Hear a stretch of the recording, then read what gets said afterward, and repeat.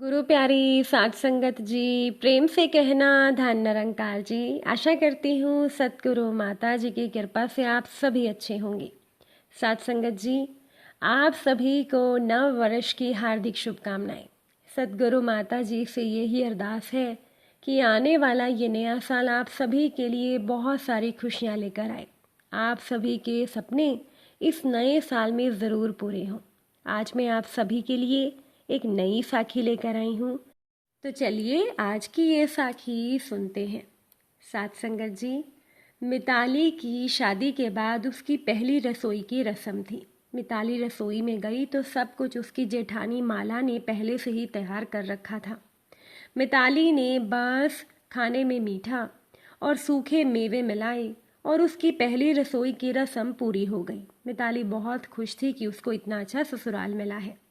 लेकिन उसकी सास ने हलवा चखते ही कहा कि वैसे तो ये स्वादिष्ट बना है, लेकिन इसमें तुमने किया ही क्या है। सब कुछ तो माला ने पहले से ही तैयार कर रखा था। असली स्वाद तो तब पता चलेगा जब तुम खुद से ही पूरा खाना बनाओगी। सभी मेहमानों के सामने ये बात सुनकर मिताली को थोड़ा बुरा लगा कि उसकी सास ने ये क्या कह दिया। कि तभी मिताली को उसकी जेठानी ने आंखों ही आंखों में देखकर दिलासा दिया कि चिंता ना करो। थोड़ी देर के बाद जब एकांत मिला तो माला ने मिताली को समझाते हुए कहा, देखो माँ जी तो ऐसी ही हैं, वो जुबान की ज़रा तेज है, लेकिन तुम घबराओ मत, मैं हूं ना यहाँ पर तुम्हारा ध्यान रखने के लिए। ससुराल में बड़ी बहन के जैसी जेठानी पाकर मिताली खुश थी, वरना सास के ताने को सुनकर तो वो घबरा ही गई थी और सोच रही थी कि ससुराल में वो कैसे रहेगी। धीरे धीरे समय बीतने लगा। अब मिताली की सास कौशल्या जी हमेशा मिताली पर रोब झाड़ने की कोशिश किया करती थी और अपनी बड़ी बहू को भी वो दिन रात ताने मारती थी। लेकिन शायद माला को तो इन सब की आदत हो गई थी। माला एक कान से सुनती दूसरे से निकाल देती। लेकिन अब मिताली तो नई नवेली बहू थी, उसे इन चीज़ों की आदत नहीं थी। छोटी छोटी बातों पर वो रोने लग जाती। उसे मायके की याद आती थी। वो सोचती थी कि क्यों एक बेटी को अपना घर छोड़कर दूसरे के घर में आकर समझौते करके रहना पड़ता है। ऊपर से उसके साथ कोई सहानुभूति के दो शब्द भी नहीं बोलता, उल्टा सास तो ताने मारती है। अब उसके आंसुओं को अगर माला देख लेती थी तो उसे प्यार से समझाती थी कि हर किसी के लिए ससुराल का सफ़र एक जैसा नहीं होता है। अगर सास का व्यवहार अच्छा नहीं है तो क्या हो गया, तुम्हारे पति तो अच्छे हैं ना, ससुर जी तो हमारे अच्छे हैं ना। हर परिवार में कोई ना कोई तो ऐसा होता है जो थोड़े रूखे स्वभाव का होता है। तो ऐसे में ऐसे सदस्य की कड़वी बातों को नज़रअंदाज करके जीना ही अच्छा होता है।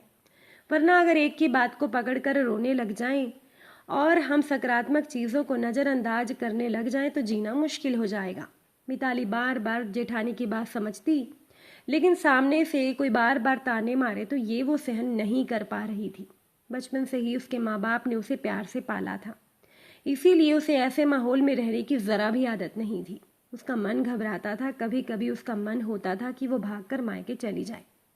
लेकिन मिताली सोचती थी कि मायके में अब पति के बिना उसका मन कहाँ लगेगा, क्योंकि एकांत में जब मिताली का पति उससे प्यार से बात करता था तो उसका दिन भर का दुख दर्द दूर हो जाता था। लेकिन अगली सुबह से जैसे ही उसकी सास के ताने चालू होते उसका सर भारी होने लग जाता था। इसी बीच मिताली को पता चला कि उसके घर संतान का जन्म होने वाला है। माला ये सुनकर बहुत खुश हुई और बोली, अब मैं तुम्हारा और ज़्यादा ध्यान रखूंगी। बोलते बोलते उस बेचारे की आंखें थोड़ी उदास हो गई, लेकिन उसने आगे कुछ नहीं कहा क्योंकि वो मिताली को हर हाल में खुश देखना चाहती थी। धीरे धीरे समय बीता। इस बात के लिए भी मिताली की सास ताना मारने लगी कि अभी बड़ी बहू ऐसे ही है और छोटी बहू तुम खुशखबरी सुना रही हो, लोग क्या कहेंगे, माला में कोई कमी है क्या। जब माला ये बात सुनती थी तो उसकी आंखों में खून उतर आता था, लेकिन वो सास से बहस करना नहीं चाहती थी, इसीलिए वो खामोश रह जाती थी। उसकी आंखों में आंसू आ जाते थे जिन्हें वो छुपा लेती थी। धीरे धीरे करके 3 महीने तो बीत गए। शुरुआत में तो मिताली को कुछ खाने पीने का मन नहीं होता था, उसकी तबीयत बार बार खराब हो जाती थी।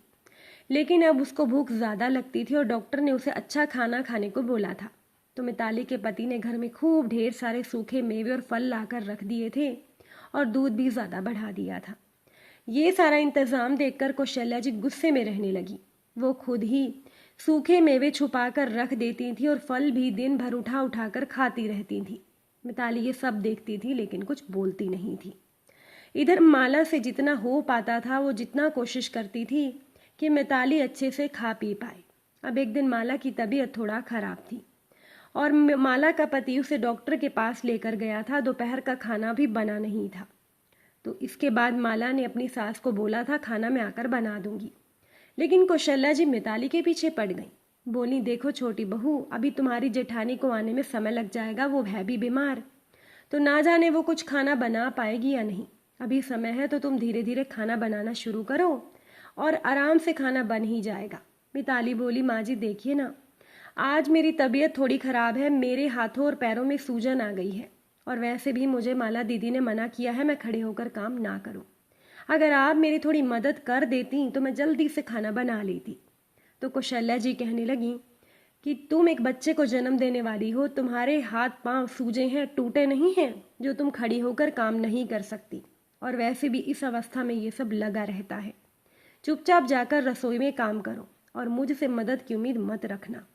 अगर तुमने अच्छे से खाना नहीं बनाया तो फिर मुझसे बुरा कोई नहीं होगा। मिताली ने सोचा अब इनसे बुरा और होगा भी क्या। खैर वो सास की बात नहीं मानती तो सास और बोलती रहती। तो सास को चुप कराने के लिए वो रसोई में जाकर काम करने लगी। उसने दाल चावल बनाने शुरू किए और सब्जी बनाने की वो तैयारी करने लगी। बीच बीच में वो बैठकर काम कर रही थी। धीरे धीरे उसने सारा खाना बना लिया। तब उसकी सास आकर बोली कि मेरे लिए 4 रोटी बना देना, मैं तो चावल नहीं खाऊंगी। मिताली हैरान हो गई, बोली माँ जी दोपहर में तो आप चावल ही खाती है ना, फिर आज रोटी क्यों। कौशल्या जी कहने लगी मेरी मर्जी, मेरा जो मन होगा मैं खाऊंगी, ये मेरा घर है, मैं चाहे जो मर्जी खा सकती हूँ, चुपचाप मेरे लिए रोटी बनाओ। अब वैसे तो मिताली थक गई थी लेकिन सास के लिए वो रोटी सेकने लगी। तभी कौशल्या जी बोली अभी रोटी बना रही हो तो खाना भी परोस दो, मैं गर्मा गर्म खा लेती हूँ। तो उसने सास को गर्मा गर्म खाना खिला दिया। उसके बाद उस बेचारी को भी भूख लग गई थी। उसने अपनी जेठानी को फ़ोन किया और कहा दीदी खाना तो मैंने बना लिया, आपको घर आने में कितना समय लगेगा। तो माला बोली यहाँ पर तो अभी भीड़ है, मुझे आने में समय लग जाएगा, तुम एक काम करना भूखी मत रहना, तुम्हारे लिए भूखा रहना ठीक नहीं, तुम खाना खा लो, मैं आकर खा लूँगी, मेरी चिंता मत करना। माला की बात मानकर मिताली ने अपने लिए खाने की थाली परोस ली। जैसे ही वो अपनी कमर पकड़कर खाना खाने के लिए बैठी तभी उसकी सास उसकी थाली में से दाल सब्जी कम करते हुए बोली थोड़ा कम खाया करो, तुम्हारा पेट ज़्यादा बाहर आ जाएगा, अभी से ही कितनी मोटी लग रही हो और आलसी भी हो जाओगी तुम, अभी तो तुम्हारे इतने नखरे हैं, ज़रा सा काम करती हो थक जाती हो, अगर और वजन बढ़ गया तो कुछ भी नहीं कर पाओगी, हिल भी नहीं पाओगी। ऊपर से आजकल की लड़कियां आराम करके बच्चे को ऑपरेशन के द्वारा जन्म देती हैं, ऑपरेशन का खर्चा कौन उठाएगा। तुम्हें बच्चे को पैदा करना है तो थोड़ा फुर्तीला रहना होगा, और फुर्तीली तभी रहोगी जब कम खाओगी। जब सास खाना कम करने लगी तो मिताली हैरानगी से बोली माँ जी इतने कम खाने में मेरा पेट नहीं भरेगा, मुझे भूख आजकल ज़्यादा लगती है और मुझे भरपूर खाना खाने दीजिए, वैसे भी मेरे लिए लाए हुए सारे सूखे मेवे और फल तो आप रख लेती हैं। ये सुनना था कि कौशल्या जी गुस्से में भड़क गई। कहने लगी मेरे ही घर में मुझे ऐसी बात बोल रही है, मैं कुछ नहीं चुराती, ये सब मेरा ही है। तो मिताली बोली माँ जी मैंने आपको चोर नहीं कहा, मेरी कहने का ये मतलब नहीं था, अगर मेरे पति मेरे लिए सब लाते हैं तो। सास उसकी बात को बीच में ही काटते हुए बोली तेरे पति से तेरा क्या मतलब, पति होने से पहले वो मेरा बेटा है, वो कुछ भी लाएगा तो उस पर सबसे पहला हक मेरा होगा, चुपचाप जो रूखा सूखा मिल रहा है उसे खाकर पेट भर ले, वरना ये भी नहीं मिलेगा। इतना कहकर वो वहाँ से चली गई। मिताली को भूख लगी थी, खाना खाने के बाद भी वो भूखी रह गई तो वो रसोई में गई, उसने थोड़ा सा खाना और निकाला और आकर खाने बैठ गई। थोड़ी देर के बाद कौशल्या जी कमरे से बाहर आई, उसे खाना खाते देख कहने लगी ये सब्जी दाल तो मैंने कम कर दी थी ना, फिर तू और कैसे खा रही है, इसका मतलब तूने रसोई में जाकर खाना चुरा कर खाया। मिताली गुस्से में बोली माँ जी अगर ये घर आपका है तो ये मेरा घर भी है, रसोई से कुछ लेकर खाना चोरी नहीं होता। कि तभी माला भी अपने पति के साथ घर लौट आई। जब उसे सारी बात पता चली तो आज उससे रहा नहीं गया। माला गुस्से में बोली माँ जी आज आपकी वजह से मुझे अस्पताल के चक्कर लगाने पड़ रहे हैं, आपने मुझे हमेशा ताना मारा कि छोटी बहू पहले खुशखबरी सुना रही है, तो आप इतना अनजान क्यों बन रही हैं जैसे आपको कुछ मालूम नहीं। जब मैं खुशखबरी सुना रही थी तो आपने ऐसे ही मेरे खाने पीने पर रोक टोक की, उस समय मैं नई नवेली थी, मैंने आपको कुछ नहीं कहा, लेकिन इसका परिणाम क्या निकला, मैं इतनी कमज़ोर हो गई, साथ में आप मुझसे भारी काम करवाती रही, ये कहकर कि बच्चे का जन्म ऑपरेशन से नहीं होगा, अब तो मैंने अपने अजन्मे बच्चे को पहले खो दिया था। उसके बाद मेरे शरीर में इतनी समस्याएं आ गई कि आज तक मेरी तबीयत खराब रहती है।